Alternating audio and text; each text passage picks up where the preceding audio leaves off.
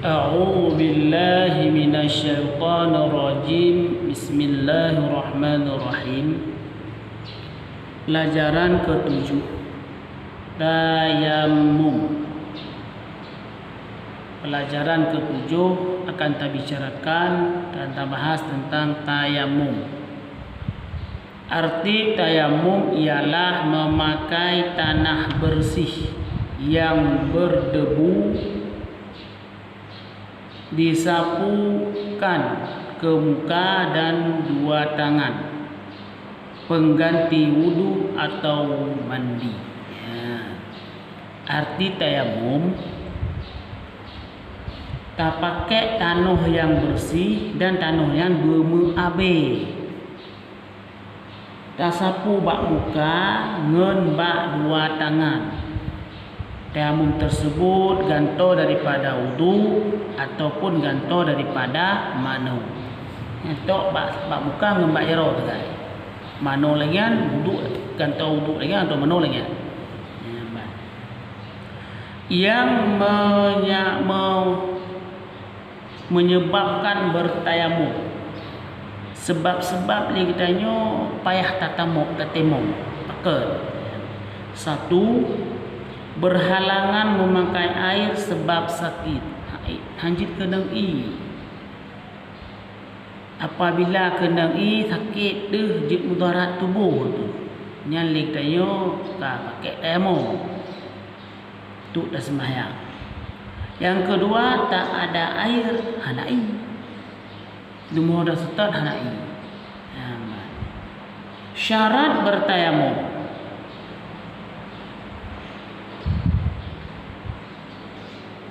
Mencari air kalau tayamum sebab tak ada air.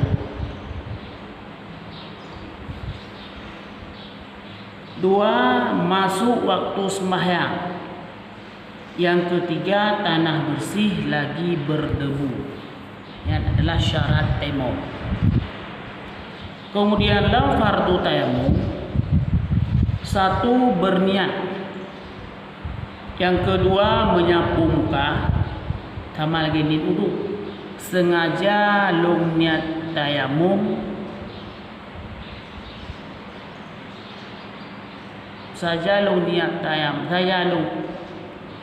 tayamum untuk membolehkan sembahyang karena Allah Ta'ala.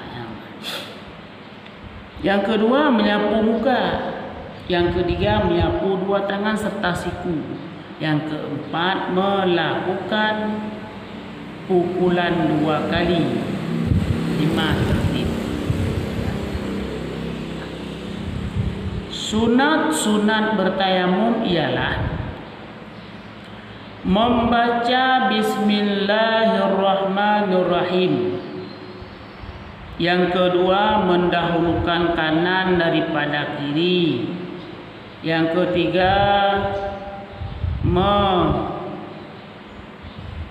menipiskan sapuan. Yang keempat, berturut pada sapuan. Dan batal tayamum dengan apa-apa yang membatalkan wudu. Batal tayamum sama lagi batal wudu. Batal. Dan ada air sebelum sembahyang. Tak tamah seperti. Batal tayamum sama lagi yang dapat membatalkan wudu. Iman dan tamah seperti bab dah tayamum. Deh nai sebelum dah sembahyang. Dan murtad. Bacaan niat tayamum, nawaitu tayammuma li istibahati fardhis salati lillahi ta'ala. Sengaja aku bertayamum untuk keharusan fardu sembahyang karena Allah Ta'ala.